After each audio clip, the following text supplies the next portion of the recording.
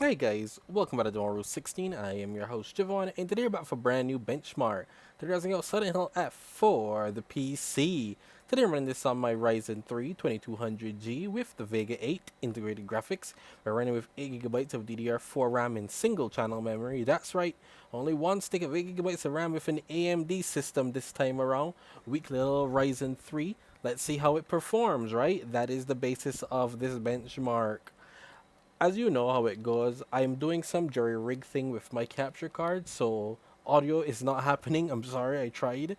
We're running at 720p, not really. At 25% screen percentage, so we really do. You know by now. You know the drill by now. We're running at the lowest preset.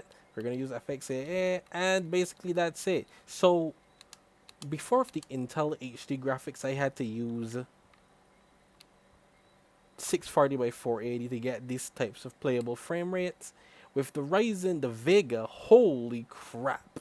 I don't need to do that. It is a breath of fresh air. I can do 720p and then use the downscale to like, I have no idea what 25% of that is. It's something low though.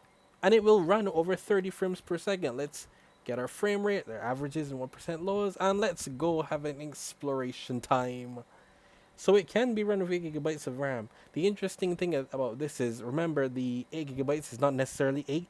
It's actually only 6 because 2 is used for VRAM. So that's why if you're looking, you can only see my RAM at 5.2GB. It's probably maxed out the full 6 to be honest with you. But because of that, it still seems to be running nicely.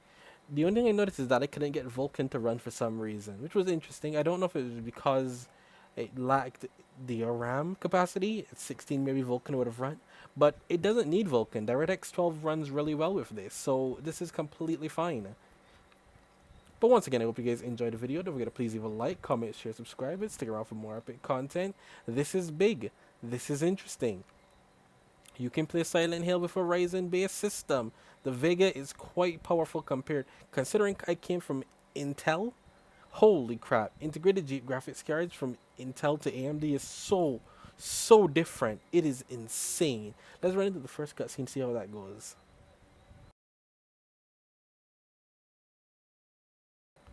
Okay, that dipped down the frame rate like a crazy person.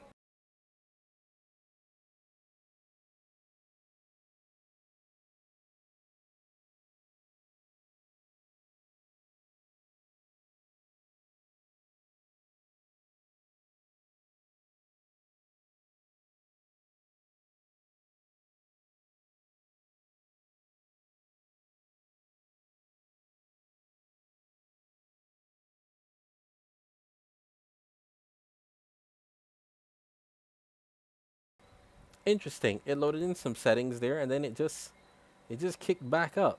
Wow, why am I struggling here? Here I should be normally getting the highest frame rate.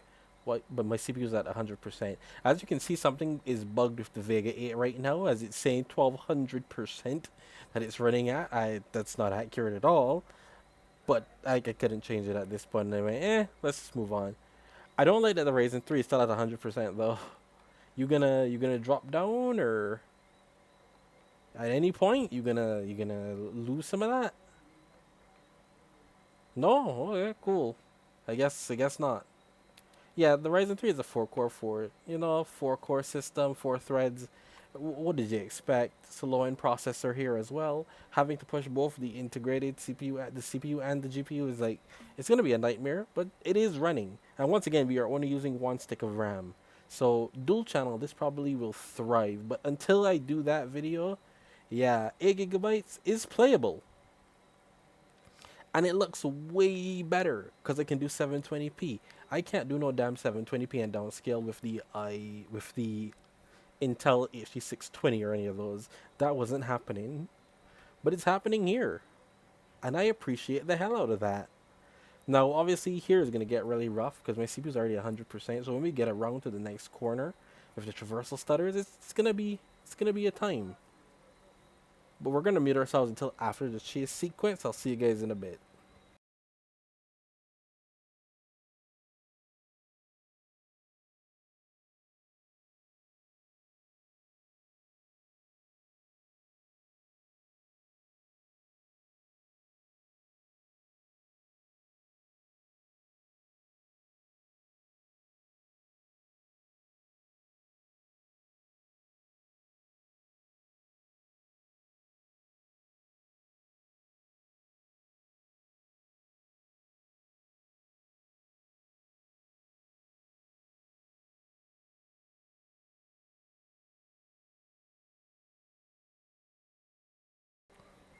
This explains why my CPU is always at 100%. It can't render in the damn things. It's literally struggling to render in some of the things. It's crazy I only now noticed that. It's insane I only now noticed that. No wonder this thing's always pegged at 100%. It's still loading in stuff. Yikes. But the fact that it can, you see what I mean? It's still loading in stuff. But the fact that this can maintain 30 frames, still while loading in all this stuff, it's definitely struggling. Says a lot.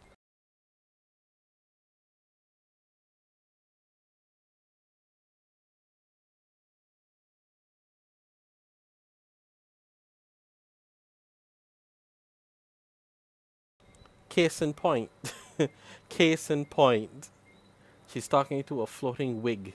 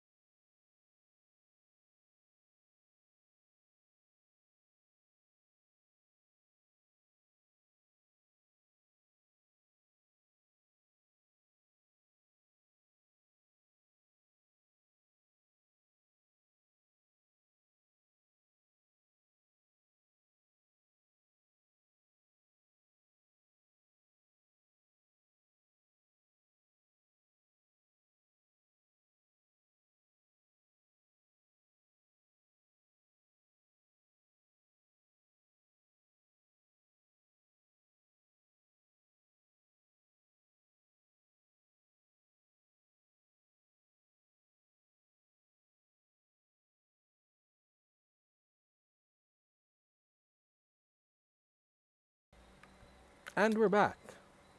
Performance is good. I can't hate performance. I have to say this is the first time I'm seeing things now loading in. Probably because I couldn't see anything with the integrated graphics, that's for sure. But because we were also using Vulkan, so it was obviously different shader compilation than DirectX 12.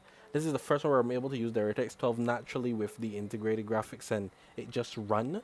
Because Intel can't run DirectX 12 on Unreal Engine 5, so but it runs. So I can't necessarily complain. This is playable. I will say it now. This is playable. If you don't mind the odd missing house every once in a while. But other than that, this is playable. I can see this. Anyway, I hope you guys enjoy, and I'll see you guys next time. Enjoy the rest of the gameplay.